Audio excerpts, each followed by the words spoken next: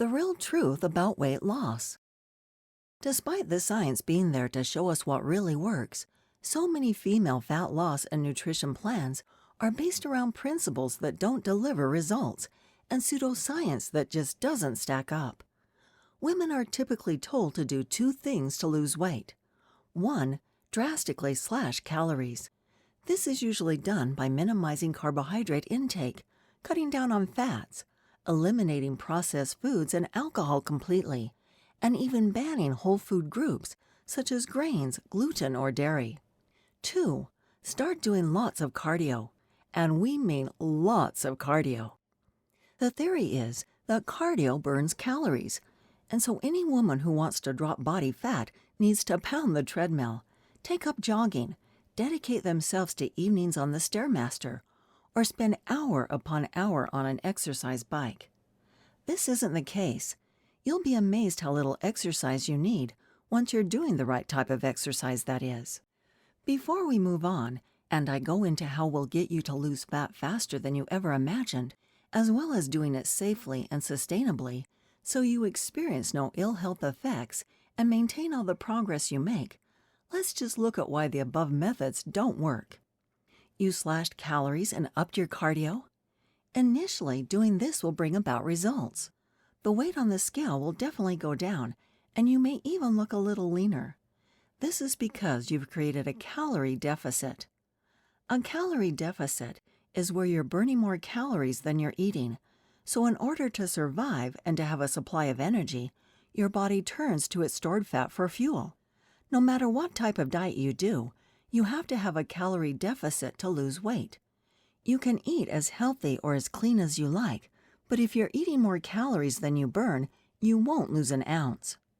Even if you're surviving solely on chicken breast and broccoli, while it would be hard to overeat these, it's still theoretically possible to gain fat if you're not in a deficit.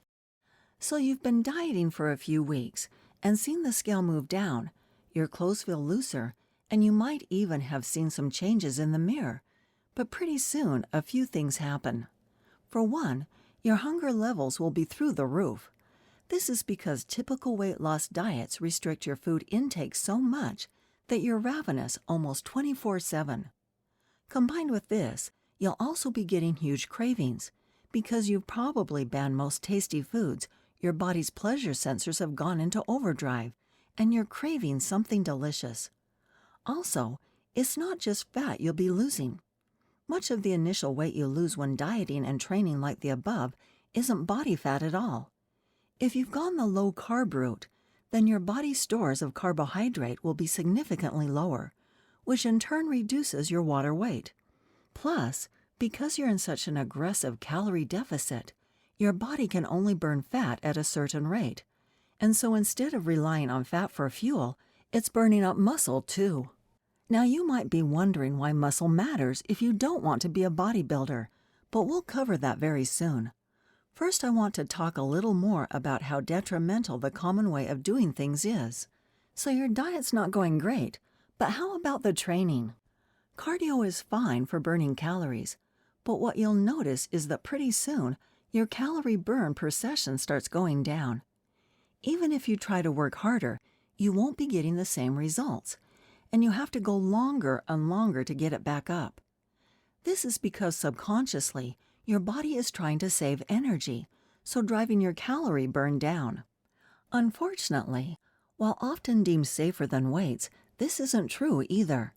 Cardio, especially impact activities like running, can create huge stress on your joints and lead to injuries, particularly overuse injuries such as tendinitis. Let me ask you this too. Do you enjoy cardio? I know they talk about runner's high, but apart from that, it's pretty boring, right? Even if you put a podcast on or watch something on the TV, it's not the best way to get your aggression out, relieve stress, and really make you feel like you're working hard and blitzing that stubborn body fat either, is it?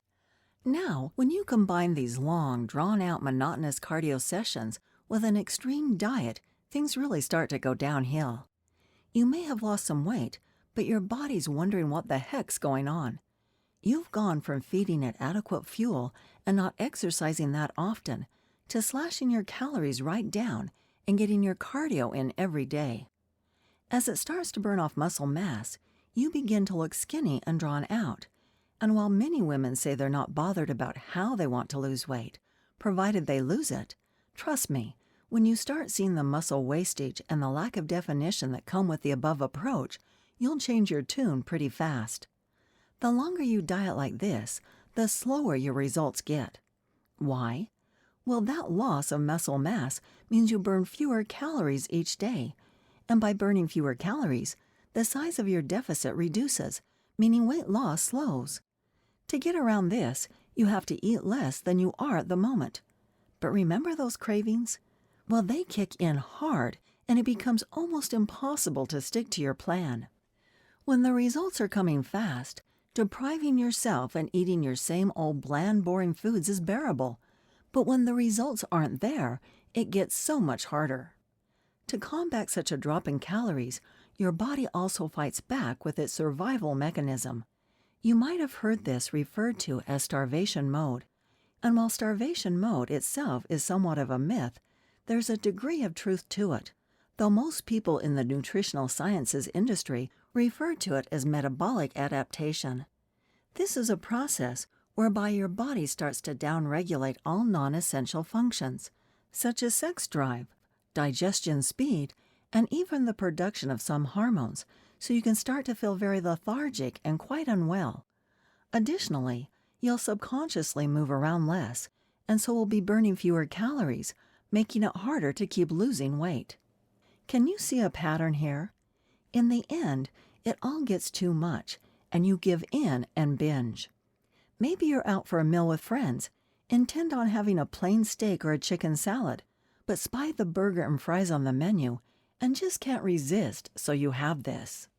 It tastes so good, and you figure that you've blown your diet anyway, and so you go on to have dessert, wine, and then chocolate when you get home. And before you know it, you've eaten a week's worth of calories in just a few hours, and then you feel guilty. This guilt starts to form part of a vicious cycle, whereby you think to get back on track, you need to be even more extreme than you were before, with more cardio and less calories. But the same thing happens again, only this time the binge comes sooner. Each and every time you do this, you're making future fat loss progress harder and harder, as you're playing Russian roulette with your metabolism. You make your physique worse too, as you lose a combination of muscle mass and body fat during the diet, but put back on solely fat, no muscle when you binge or overeat. Now, this is not meant to be a horror story. Far be it from me to try and scare you straight from the start. But I wanted to include this to outline how the way most women are told to eat and train to lose weight is just downright wrong. I also know there's plenty of skepticism out there when it comes to female fat loss, so wanted to show you how I'm not just another guru who wants to sell you supplements or get you onto an extreme eating plan.